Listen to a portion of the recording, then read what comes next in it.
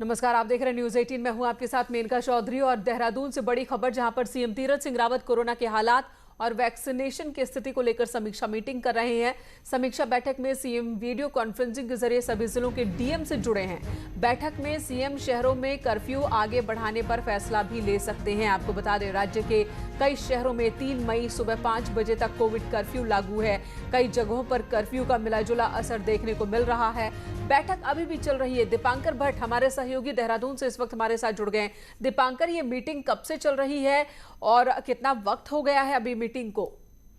मेनका करीब 11:15 बजे बैठक शुरू हुई थी और लगभग 3 घंटे इस बैठक को होने को हैं। तो अब इंतजार रहेगा कि क्या बड़े फैसले इस बैठक के बाद मुख्यमंत्री के सामने आते हैं। सभी जिलों के डीएम में मौजूद है, सीएमओ मौजूद है और वीडियो कॉन्फ्रेंसिंग इतनी लंबी मीटिंग हर जिले, जाहिर सा बात है हर जिले के बारे में जानकारी सीएम ले रहे होंगे। मीटिंग का वक्त इतना ज्यादा हो रहा है तो क्या उम्मीद करें कि कोई बड़ा फैसला आने वाला है?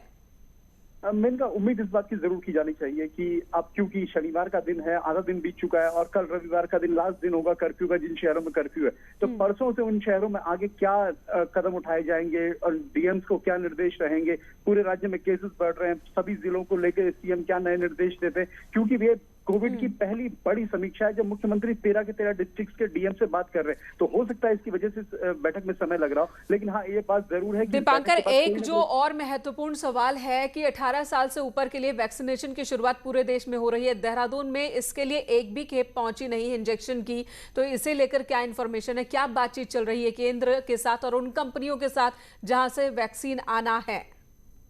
कंपनियों के साथ मेनका लगातार यहाँ पर शासन की बातचीत चल रही है और जितनी जल्दी वहां से हो सके वैक्सीन मिलेगी। लेकिन लगभग 1.5 से 1.25 लाख वैक्सीन के लिए सेंट्रल गवर्नमेंट से भी बातचीत चल रही है। वो वैक्सीन जैसे ही मिलेगी तब 18 से 44 साल के जो लोग हैं उनका यहाँ पर वैक्सीनेशन शुरू होगा। लेकिन इसमें अभी 1 हफ्ते का वक्त लगेगा, ये बात यहाँ के हेल्थ सेक्रेटरी कह चुके हैं। तो फिलहाल जो 1 मई से वैक्सीनेशन शुरू होना था, आज उत्तराखंड में उसकी शुरुआत नहीं हो पाई। बिल्कुल बिल्कुल, धन्यवाद दीपांकर पूरी जानकारी देने के लिए। तो वैक्सीनेशन के महाअभियान की शुरुआत तो आज से नहीं हो पाई। 3000 हालांकि वैक्सीन मौजूद हैं। जो 44 साल से ऊपर यानी कि 45 साल से ऊपर के लोग हैं उनके लिए जो पहले की खेप है। देहरादून से जो बड़ी खबर आज एक और कि 18 साल से 44 साल की उम्र के लोगों को वैक्सीनेशन की शुरुआत होनी थी, लेकिन नहीं हो पाई क्योंकि राज्य को अभी तक इस कोटे की वैक्सीन मिली ही नहीं है। 1 हफ्ते का वक्त लग सकता है, जैसा कि हमारे सहयोगी ने भी बताया कि लगातार सरकार की बातचीत उन कंपनियों से चल रही है जहां से वैक्सीन की खेप आनी है, लेकिन इसमें अभी वक्त लगेगा। 3000 की संख्या में वैक्सीन उपलब्ध है जो 45 साल से ऊपर के लोगों को दी जा रही है। और देहरादून में कंटेनमेंट जोन के नाम पर भद्दा मजाक हो रहा है और लोगों की जान को खतरे में डाला जा रहा है। ये बात हम यूं ही नहीं कह रहे, बल्कि तस्वीरें बयां कर रही है। हेल्थ डिपार्टमेंट की रिपोर्ट के मुताबिक देहरादून जिले में इस वक्त 43 कंटेनमेंट जोन है जो देहरादून शहर, उसके आसपास या मसूरी में है। लेकिन न्यूज 18 की टीम जब 2 कंटेनमेंट जोन का दौरा करने पहुंची तो यहां पर सख्ती नजर नहीं आई। जोन के नाम पर देहरादून में मजाक हो रहा है। न्यूज़ 18 ने खुद 2 से 3 जगहों का दौरा किया जहां कंटेनमेंट जोन बनाए गए हैं, लेकिन कहीं पर भी आपको कंटेनमेंट जोन नजर नहीं आएगा। चाहे डिफेंस कॉलोनी जैसा पॉश इलाका हो या फिर इंदर रोड 15B जहां पर मंदिर है, यहां पर कंटेनमेंट जोन लिस्ट में रखा गया है, लेकिन कंटेनमेंट जोन जैसी कोई बात यहां पर नहीं है। और यह हाल तब है जबकि देहरादून में कोरोना बहुत तेजी से फैल रहा है। मेरे साथ राजपुर सीट से पूर्व कांग्रेस विधायक राजकुमार हैं, उनसे जानते हैं कि आप खुद यहाँ के विधायक रह चुके हैं, पर कंटेनमेंट जोन कहीं नजर नहीं आ रहा। सर, कंटेनमेंट जोन का तो इन्होंने मजाक बना रखा है। कंटेनमेंट जोन का जहाँ पर कोरोना के मरीज की डेथ हो चुकी है, 4-4, 6-6 दिन से कोरोना के मरीजों को आईसीयू ना मिलने के कारण, ऑक्सीजन ना मिलने के कारण लोगों को घरों पर लाया गया, वहाँ उन्होंने कंटेनमेंट जोन नहीं बना रखा है और वहाँ लगातार 1-1, 2-2, 3-3 डेथें हो चुकी हैं और बाकी क्या बनाएंगे। ये कहीं कोई कुछ नहीं है, ना छिड़काव है, ना कहीं फॉकिंग का है, ना कोई सफाई व्यवस्था है, ना कहीं ऑक्सीजन मिल पा रहा है। हॉस्पिटल्स में दर दर धक्के खाने पड़ रहे हैं। कोरोनेशन जाते हैं, कोरोनेशन वाले दून में भेजते हैं, दून वाले रायपुर स्टेडियम भेजते हैं। कहाँ ऑक्सीजन है? लोग हवा में दावे कर रही हैं कि विधायकों ने इतना ऑक्सीजन दे दिया, ये दे दिया। कहाँ वो ऑक्सीजन लगे तो लोगों की जान बचाई जा सकती है। सरकार के डॉक्यूमेंट आ रहे हैं, उसमें दावे हैं कि इतने 48 कंटेनमेंट जोन है, 50 कंटेनमेंट जोन है। देखिए, जितने भी कंटेनमेंट जोन बनाए होंगे मेरे ख्याल कुछ तो हो सकते हैं सही हो, लेकिन अधिकांश इन्होंने फर्जी टाइप के बना रखे हैं और बिल्कुल कंटेनमेंट जोन में कोई काम नहीं हो रहा, कोई अधिकारी नहीं बैठ रहा है, कहीं कोई किसी की सुन नहीं रहा है। जब ऑक्सीजन तक नहीं मिल रहा, लोगों को तड़पने पे छोड़ दिया, अपने आप में छोड़ दिया, तो आगे क्या करेंगे? इनको चाहिए कि ऑक्सीजन प्लांट लगाएं, आईसीयू बेड बनाएं और जगह जगह लोगों को हॉस्पिटल में सुविधाएं दें। वाकई बहुत बुरे हालात है। न्यूज़ 18 ने खुद इस बात का जायजा लिया है कि 2 से 3 कंटेनमेंट जोन हमने चेक किए, लेकिन कंटेनमेंट जोन के नाम पर कुछ भी नहीं है। तो ऐसे में सवाल है कि मुख्यमंत्री क्या देहरादून के डीएम से ये सवाल पूछेंगे कि आखिर इस तरह के हालात क्यों है, कागजों में सिर्फ कंटेनमेंट जोन क्यों है, कंटेनमेंट जोन आखिर है क्यों नहीं, वो भी तब जबकि देहरादून में सबसे ज्यादा मौतें कोरोना से हो रही है। दीपांकर भट्ट, न्यूज़ 18 देहरादून। तो लोगों में नाराजगी है नेताओं को लेकर, विधायकों को लेकर और खासकर सिस्टम को लेकर। कोरोना के बढ़ते मामलों के बीच टेस्टिंग का भी संकट खड़ा हो गया है। देहरादून में प्राइवेट लैब के बाहर की ये तस्वीर आप देखिए, जहां सुबह से ही लंबी कतार लग जाती है। सुबह 6:30 बजे से लोगों का पहुंचना यहां शुरू हो जाता है। दिन के 3 बजे तक उनका नंबर नहीं आता। लोगों का कहना है कि सिर्फ लाइन में 3-4 घंटे का वक्त लग रहा है। रिपोर्ट आने में तो 3 से 6 दिन का वक्त लग जा रहा है। राज्य में इस वक्त रोजाना औसत 30 से 35 हजार टेस्ट हो रहे हैं, पर बावजूद इसके कोई सिस्टम अभी तक नहीं बन पाया है। जबकि इससे पहले हाईकोर्ट ने कहा था कि कम से कम 50,000 टेस्ट रोजाना होने चाहिए, लेकिन अभी 30,000 ये आंकड़ा पहुंचा है।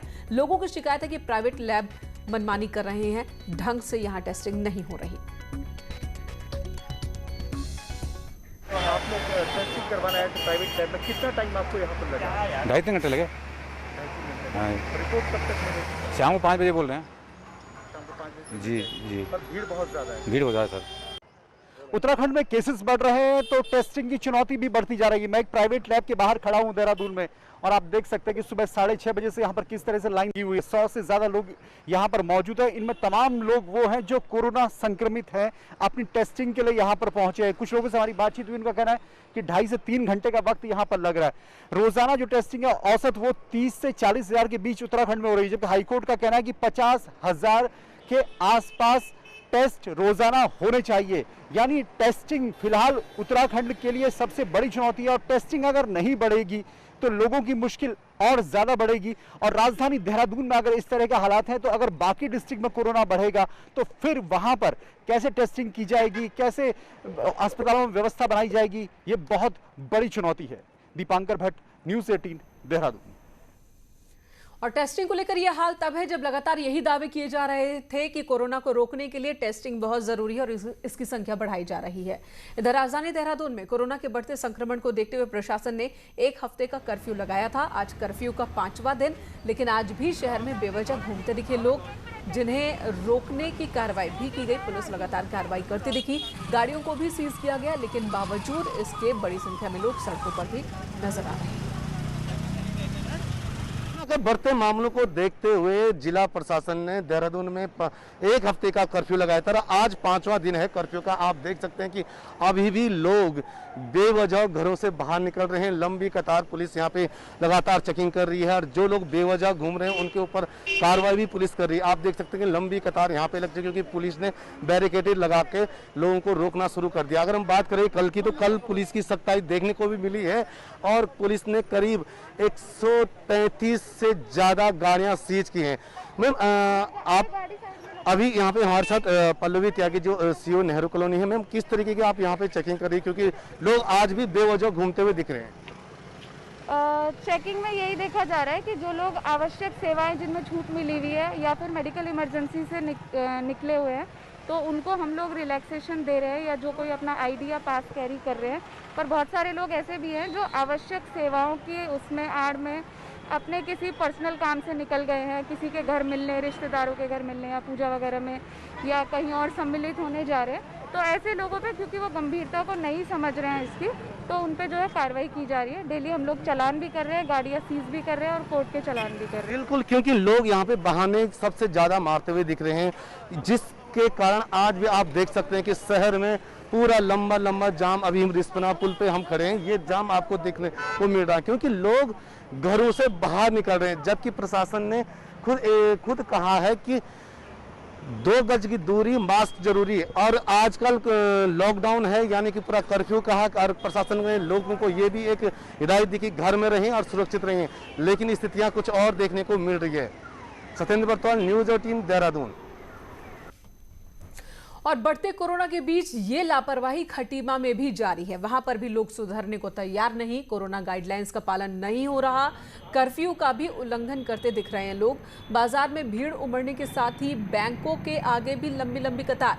आप साफ तौर पर देख सकते हैं, जिस वजह से कोरोना संक्रमण का खतरा और बढ़ता जा रहा है। से लेकर और बैंक में, सब जगह, मार्केट में, दुकानों में सरकार तो अपनी ओर से पूरा प्रयास कर रही है, प्रशासन भी पूरा लगा हुआ है, लेकिन हम आम आदमी खुद इसमें सहयोग नहीं कर रहा है। अगर ये ऐसा कहा तो और बढ़ेगा। रुड़की शहर और देहात क्षेत्रों में बढ़ रहे कोरोना के मरीजों की संख्या को देखते हुए पुलिस और प्रशासन मरीजों को सुविधाएं मुहैया कराने के लिए लगातार काम कर रहे हैं, ताकि मरीजों को किसी तरह की दिक्कत ना हो। वहीं पुलिस प्रशासन का कहना है कि रुड़की क्षेत्र ऑक्सीजन की कमी यहां पर नहीं होने दी जाएगी। समय पर जरूरत के हिसाब से मरीजों को ऑक्सीजन पहुंचाई जा रही है। किसी भी चीज़ को लेके रुड़की सब डिवीज़न में कोई चीज़ की कमी नहीं है, चाहे आवश्यक वस्तुओं की बात है या ऑक्सीजन सप्लाई की बात है या मेडिकल रिलेटेड अन्य चीज़ों की बात है, तो किसी प्रकार से कोई कमी नहीं है। ऑलरेडी हमारे पास 2 से 3 प्लांट है और कुछ अन्य जो इंडस्ट्रियां हैं उनके द्वारा भी सहयोग किया जा रहा है। और मंगलौर क्षेत्र में 3 ऑक्सीजन प्लांट हैं यहाँ पर, जहाँ से सप्लाई हो रही है लगातार। और केंद्र सरकार द्वारा इसमें जो कोटा निर्धारित किया गया है उसी के अनुरूप जो सप्लाई की जानी है, उसको लेके कल हम लोगों के द्वारा एक जॉइंट सर्वे किया गया था, जॉइंट मजिस्ट्रेट और हमारे द्वारा। तो जो भी कोटा आवंटित किया गया है उतना कोटा का ये उठान हो, इसको हम लोग इंश्योर कराएंगे और बाकी किसी भी तरीके से ऑक्सीजन की आपूर्ति में कमी ना हो, इसको भी सुनिश्चित कराएंगे। इधर चंपावत में भी कोरोना के मामले बढ़ते जा रहे हैं। इस वक्त एक्टिव केसेस की संख्या 1000 से ज्यादा है, जिसे देखते हुए प्रशासन ने चंपावत में एक प्राइवेट अस्पताल को कोविड मरीजों के इलाज की अनुमति दी है। हालांकि इस के बाद जिले में ऑक्सीजन की कमी एक बहुत बड़ी समस्या के रूप में सामने आ रही है। प्रशासन की ओर से जो इंतजाम किए गए हैं ऑक्सीजन सिलेंडर को लेकर, वो इंतजाम नाकाफी साबित हो रहे हैं। डीएम का कहना है, उन्होंने भरोसा दिलाया कि कोविड मरीजों की बढ़ती संख्या को देखते हुए ऑक्सीजन की कमी दूर करने के लिए नए प्रयास किए जा रहे हैं। इनेबल्ड बेड हैं और हमारे पास इसके 2 लगभग वेंटिलेटर्स हैं। तो अगर इनको ऑक्सीजन की वैसे वर्तमान में तो पर्याप्त है, लेकिन अगर किसी भी प्रकार से ऑक्सीजन की शॉर्टेज आएगी या कोई भी ऐसा इश्यू आएगा जिसमें कोविड रेस्पॉन्स में सपोर्ट किया जाना, तो प्रशासन और मेडिकल टीम पूरी इनके साथ हमेशा तैयार खड़ी है। और कोटद्वार में कोरोना वैक्सीनेशन की रफ्तार में कमी देखने को मिल रही है। कोटद्वार के अस्पतालों में कोरोना वैक्सीन का स्टॉक खत्म हो चुका है, जिसकी वजह से आज वैक्सीनेशन यहां पर नहीं हो पाया। आपको बता दें, इससे पहले भी अस्पतालों में कोरोना वैक्सीन का स्टॉक खत्म हुआ था, जिससे बार बार लोगों को वैक्सीन लगाने के लिए जद्दोजहद करनी पड़ रही है। अस्पतालों में वैक्सीन लगाने पहुंचे लोगों को एक बार फिर मायूस होकर लौटना पड़ा। स्वास्थ्य विभाग की लापरवाही को लेकर लोगों में गुस्सा भी देखने को मिल रहा है। इसी बार तो मिला ही नहीं, सीधा ये बोला गया कि भाई हमें तो कुछ पता नहीं, आप परसों आ जाइए। तो परसों आने का क्या मतलब है? इसमें तो मैं दोबारा आएंगे तो इसमें तो कोरोना वैसे हो जाएगा, हमें दोबारा आएंगे। एटलीस्ट कम से कम कुछ कंफर्मेशन देना चाहिए कि भाई कैंसिलेशन है, तो उसके लिए मैसेज देना चाहिए था। 2 बार ही आ गया मैं यहाँ पे, दोनों बार ये जवाब मिला है। सरकार सिर्फ हवाई घोषणाएं कर रही है, हवाई घोषणाएं सिर्फ कागजों में कर रही है। आपको यकीन नहीं आएगा, इस हॉस्पिटल में कल ही शायद वेंटिलेटर का उद्घाटन किया, ना कोई वेंटिलेटर है ना ऑक्सीजन है। और अगर कभी स्थिति खराब हुई तो यहाँ पे बहुत स्थिति खराब होने वाली है। ऑनलाइन अपॉइंटमेंट लेने के बाद भी ये हालात हैं। टिहरी जिले में कोविड संक्रमण के मामले लगातार बढ़ रहे हैं और वहीं कोविड सैंपल रिपोर्ट आने में देरी की वजह से भी संक्रमण में इजाफा देखने को मिल रहा है। लेकिन स्वास्थ्य विभाग एक प्राइवेट लैब से एमओयू इस वक्त स्वास्थ्य विभाग ने किया है, जिससे 24 घंटे के अंदर ही प्राइवेट लैब की ओर से कोविड सैंपल रिपोर्ट उपलब्ध कराई जाएगी। ये भरोसा जगा है कि अब टेस्टिंग की रफ्तार यहां बढ़ेगी। रिपोर्ट्स हम लोगों की जो है डिले हो रही रिपोर्ट्स आने में, क्योंकि जो अभी तक हमारी लैब से उन पर काफ़ी। कोरोना महामारी के बीच आज भी ऐसे कोरोना वॉरियर्स हैं जो इस मुश्किल घड़ी में दूसरों की मदद कर रहे हैं, कोरोना से जूझ रहे परिवारों की मदद कर रहे हैं। देखिए ये रिपोर्ट।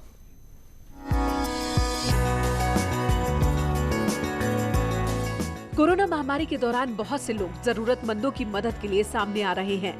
कोरोना की इस दूसरी लहर में देहरादून में तेजस्विनी संस्था से जुड़ी 12 यंग कोरोना वॉरियर्स ने ऐसा ही बीड़ा उठाया है, जो असमर्थ और कोविड से जूझ रहे लोगों के घरों में भोजन, दवाइयों और ऑक्सीजन पहुंचाने का काम कर रही हैं। दरअसल ये आइडिया के एक परिचित जो कि कोरोना पॉजिटिव थे, उनके एक कॉल से आया, जिन्हें भोजन चाहिए था।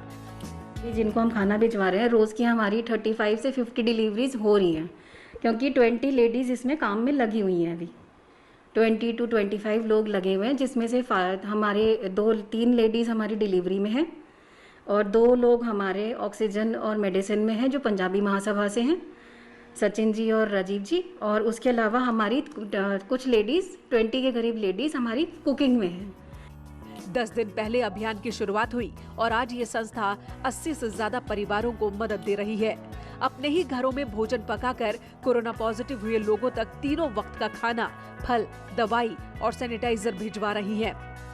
तो बस दाल, सब्जी, रोटी, चावल, सलाद जरूर दे देती हूँ, एक मीठा दे देती हूँ। अब जैसे आज बिस्किट दे रही हूँ, सैनिटाइजर सबको भेजे मैंने, बनानास भेजे जो सीजनल फूड है, जो खराब भी नहीं होगा मेरे भेजने से, क्योंकि वो लोग तो निकल ही नहीं पा रहे होंगे। बिस्किट्स, कुछ स्नैक्स। अकेला चला था इस रास्ते में, लोग जुड़ते गए और कारवां बनता गया। कुछ ऐसा ही देखने को मिला इन वॉरियर्स के साथ। संकट के इस घड़ी में एक छोटे समूह के साथ यहाँ पर लोगों की मदद का जो सिलसिला शुरू हुआ, तो आज इसमें लोगों की संख्या बढ़ती चली जा रही है, जो जरूरतमंदों के लिए वरदान साबित हो रही है। न्यूज़ 18 के लिए देहरादून से सतेंद्र बर्तवाल की रिपोर्ट।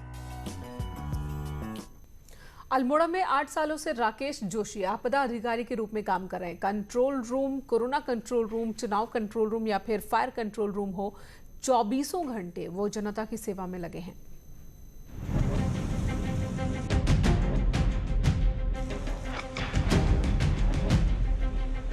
कोरोना के संकट काल में जब लोग घर से बाहर निकलने से बच रहे हैं, वहीं अल्मोड़ा के आपदा अधिकारी राकेश जोशी अपने मोर्चे पर डटे हुए हैं।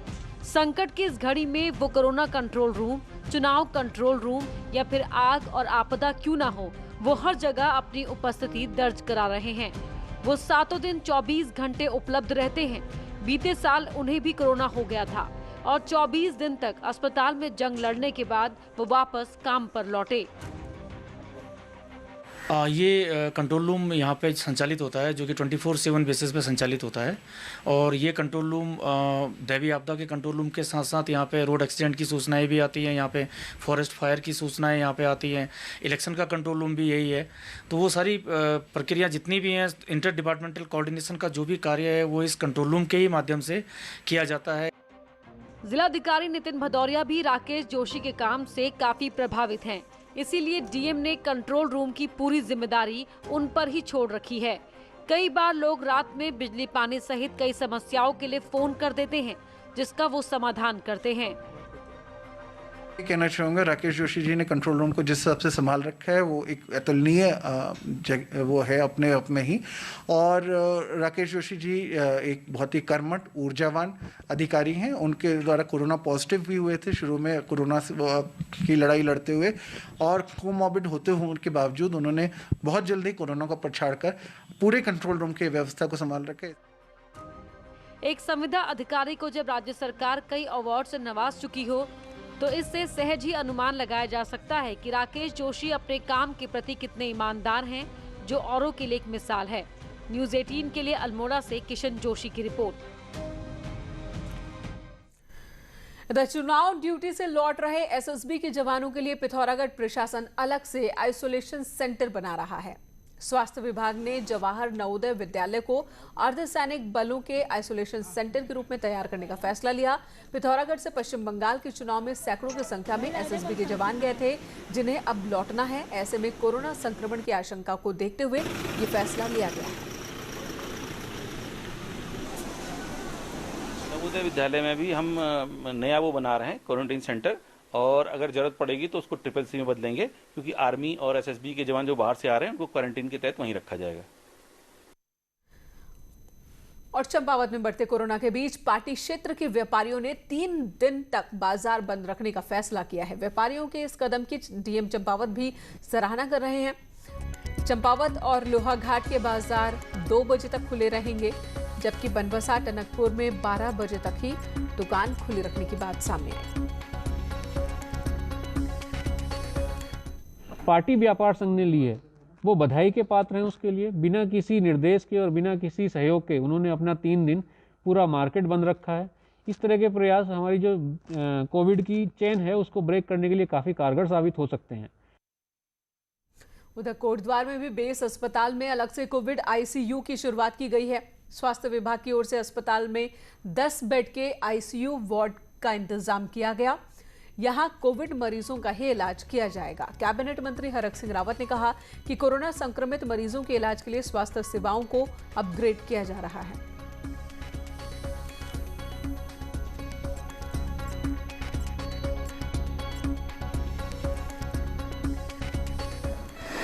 क्योंकि सबसे ज़्यादा कोटद्वार में आईसीयू बेड की आवश्यकता महसूस हो रही थी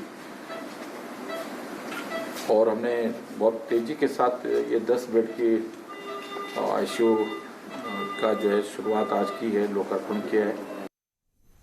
हरिद्वार से खबर, जहां पर कालाबाजारी को रोकने को लेकर अब पुलिस एक्शन में है। दिल्ली पुलिस के एक्शन के बाद हरिद्वार पुलिस भी जाग गई है, कार्रवाई शुरू की गई है। एक टीम का गठन किया गया है जिससे हरिद्वार और रुड़की में दवाओं की कालाबाजारी को रोकने के लिए इस टीम को लगाया गया है। इससे पहले दिल्ली की क्राइम ब्रांच ने हरिद्वार रुड़की में कई जगहों पर छापेमारी की थी और दवाओं की कालाबाजारी करने वाले लोगों की गिरफ्तारी की थी।